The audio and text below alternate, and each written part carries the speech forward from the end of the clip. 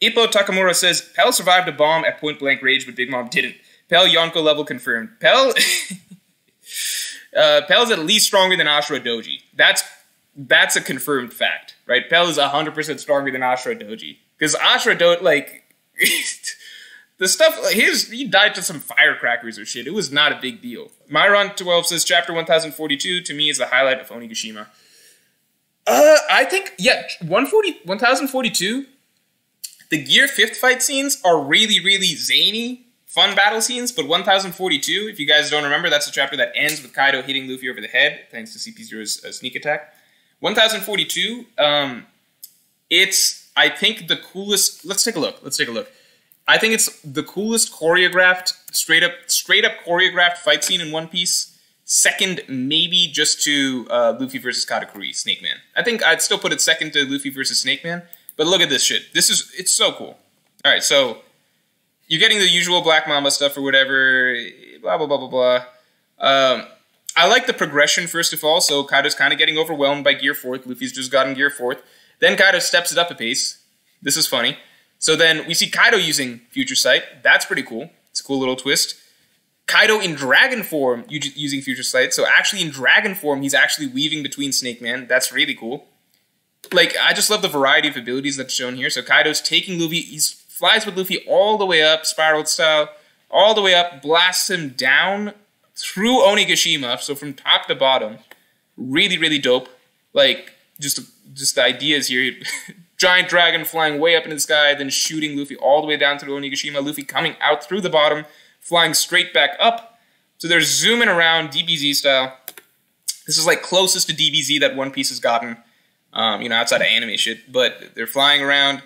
Then Luffy's hitting back. He's countering Kaido's Boro Breath with Overcon Gun. You know, then Kaido's shape-shifting.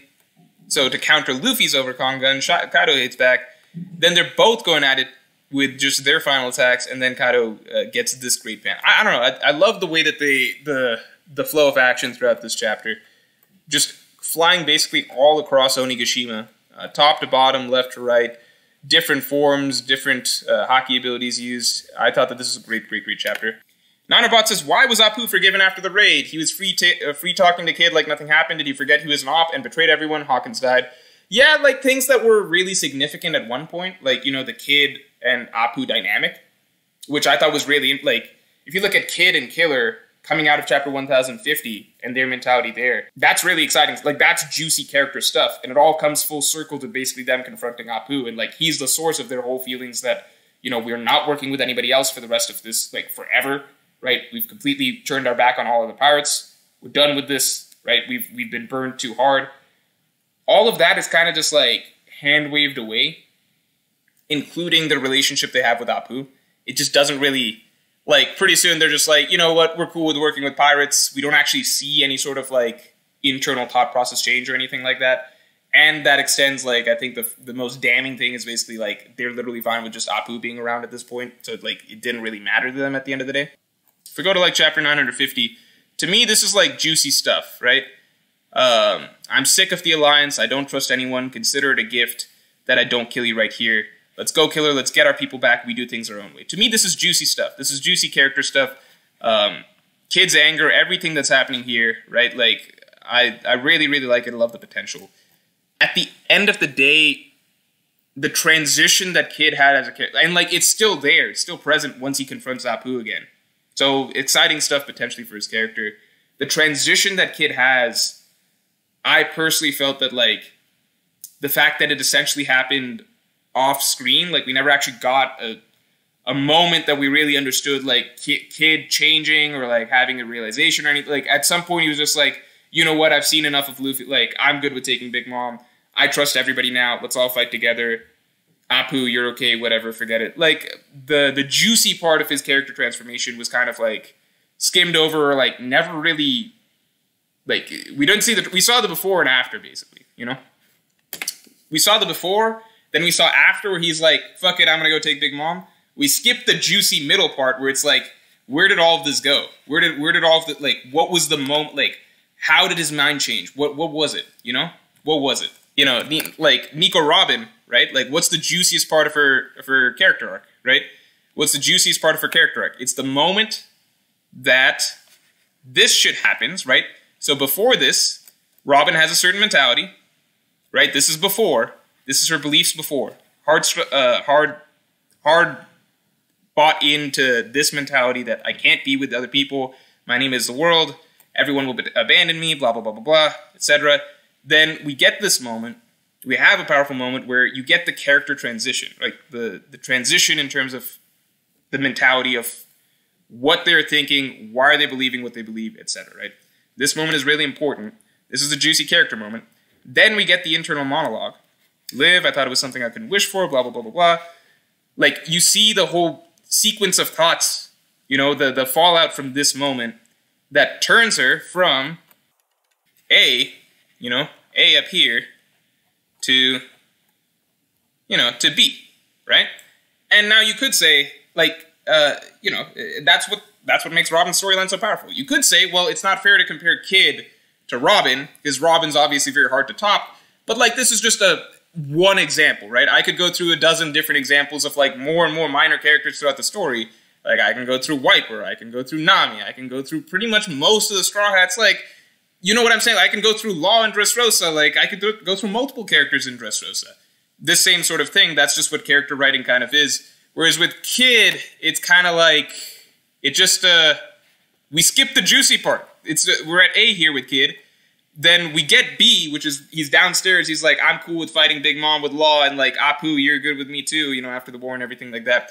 We kind of skip the middle part.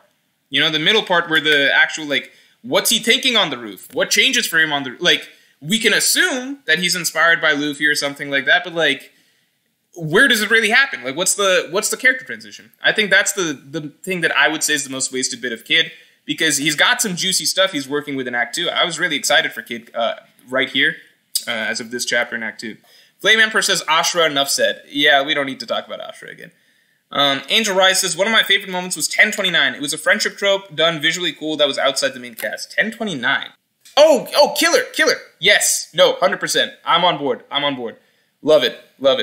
I'm on board. I thought that was one of the best ones. Hold on.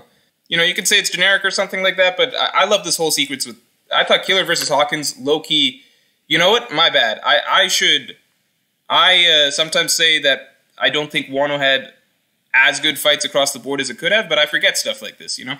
I'm throwing this in personally. Yonko bounty reveals, Oh, wait, you're talking about like 957? Chapter 957? Yeah, that was actually a big one. If we're counting like lore reveals and stuff like that, I thought you were talking about the new Yonko bounty reveals. Like Luffy, well, Kid and Law aren't Yonko, but I thought you were talking about that. I was like, I didn't think that was that cool. Oh boy, Luffy's got 3 bill, the same as these other bozos. Rock's lore was hype. You guys remember reading this shit? You guys remember just reading, like, okay, so there was a dude, like, this was wild. This whole chapter was insane, right? So first we're finding out who Rox is, right? We're finding out who Rox is, the legendary crew. So Rox, we find out that it was a crew of Whitebeard, Big Mom, and Kaido, led by this one dude, Rox D. Zebek, right? So that's insane. Captain wanted to be king of the world, so it was like king of the pirates before king of the pirates, right? So biggest threat ever. Like, that's what it sounds like to us. Like, to us, at this point in time, as we're reading this, we're like, holy shit. This is, like, insane. This is the greatest crew ever. Like, Rox is a bigger deal than pretty much anyone we've ever heard of before. And then, immediately after that, we find out who beat him? Who fucking took this guy out? Our guy Roger, the OG, you know? King of the Pirates was King of the Pirates for a reason. It was Roger. Roger took him out. That's the hypest shit to hear. And you know who helped? You know who was his tag team buddy? Garp. We love Garp too. Both of these guys, like, it's so cool. It was so exciting just reading, like Oda set up the dopest threat you could possibly imagine in the One Piece world, which was like, imagine all the Yonko on one crew together under this mysterious final boss figure. And then he used that to hype up the guys that we were already being told were legends, to prove why they were such legends. Why is Garp the ultimate marine hero? Why is Roger, why was he considered the strongest, the greatest pirate for so long? Well, because they took down these guys. They took down these fuckers. That's going to put them, yeah, like, immediately make them, like, you know, historically great, you know, mythical figures, mythical heroes, both for pirates and marines. Great, great, great stuff. Great reveals. And then we get the bounties, just to top shit off. Then we get the bounties, and who's got the highest bounty of all time? Gold Roger. Love this chapter. Like, Garp, we already had a context that Garp was considered so great because, like, he would take on Roger regularly, right?